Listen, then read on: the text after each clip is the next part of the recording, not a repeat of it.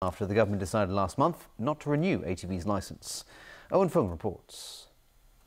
PCCW's Hong Kong Television Entertainment Company Limited has been granted a free-to-air television licence, while iCable's Fantastic Television Limited is still waiting for its application to be approved.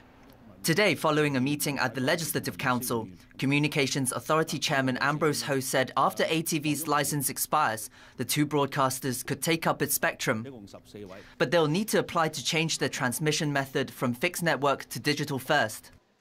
The Communications Authority will have to ensure that the spectrum is efficiently used. And therefore, if a particular licensee then holding a license will be able to provide a service and using the spectrum within a reasonable time, a reasonably short time, then that would be a major consideration for us. Ho also stated there will be some space left on the spectrum even if the two broadcasters are to run two channels.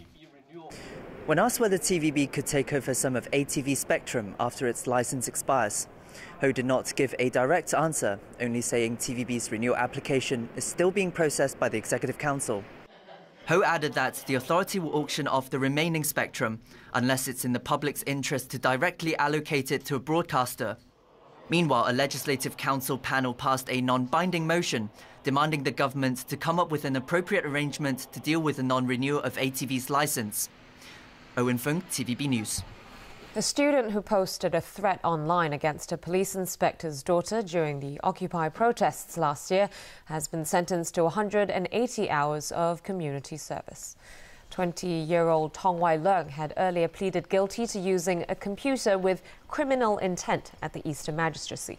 The court heard that last October, information about the daughter of a police inspector who worked at the Mongkok protest site was posted online. The defendant posted the next day that someone was offering $600,000 to harm the inspector's daughter, the story that was made up. In sentencing, the magistrate said he took into consideration the defendant's remorse and his psychological report. He added the case has shed light on the family's need to care more about the defendant and hopes doing community service will help him integrate into society. 23 pan-democratic lawmakers today issued a statement reiterating that they will veto the government's political reform package. The group also claims the basic law has continuously been misinterpreted since the handover.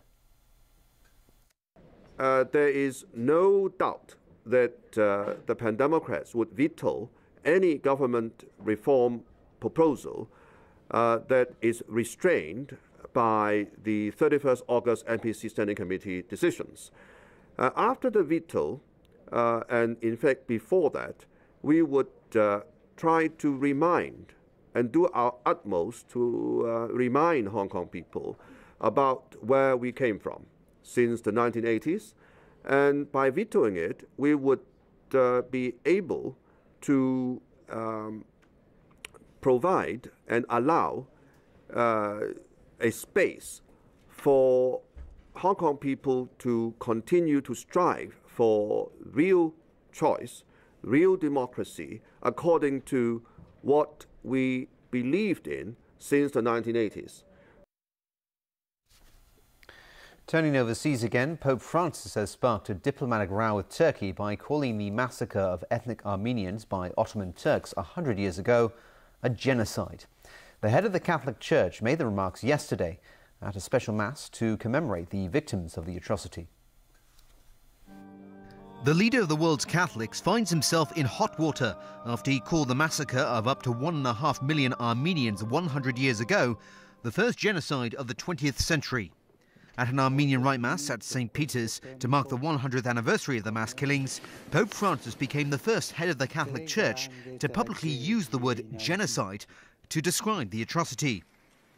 Turkey took great offence to Francis's remarks, accusing him of inciting hatred. Turkish Prime Minister Ahmet Davutoglu said the Pope was misinformed, had insufficient information about history. He called the pontiff's statement one-sided, wrong, inconsistent and unfortunate in its timing. On the streets of Turkey's commercial hub, Istanbul, people had mixed views on the Pope's remarks. Was there a genocide? There definitely was. I agree with that, said this man. Others felt the Pope should have known better than to publicly comment on something so sensitive. To be honest, I don't support the word genocide being used by a great religious figure who has many followers, because genocide is a serious allegation. While Turkey accepts that many Christian Armenians died in clashes with Turkish soldiers when the country was still part of the Ottoman Empire, it denies that hundreds of thousands were killed. It insists the death toll has been inflated and that those killed were victims of civil war and unrest, rather than the victims of a targeted mass-killing program. Some European and South American countries use the word genocide to describe the mass killings, although key ally the United States does not. A police officer in the U.S. state of Oklahoma claims he fatally shot a black man by mistaking his gun for a taser. Authorities released this video showing the fatal encounter between Eric Harris and a reserve sheriff's deputy. As the officer is subduing the suspect on the ground, a gunshot rings out and the officer says, "Oh, I shot him. I'm sorry." The reserve deputy claims he meant to use his stun gun. Harris was accused of selling an illegal gun to an undercover officer, and although he was rushed to hospital, he died later on. In a separate case, a Reverend Al Sharpton praised one mayor in South Carolina for pressing murder charges against a white patrolman. The officer was accused of shooting black suspect Walter Scott 8 times as he fled from a traffic stop. All right, over to you for sports. That's right. Exciting football action from Manchester, but first, a bit of golf to talk about. Jordan Spieth completed a wire-to-wire win at the Masters in Augusta. The 21-year-old also made some golf history. James Wong has more. Major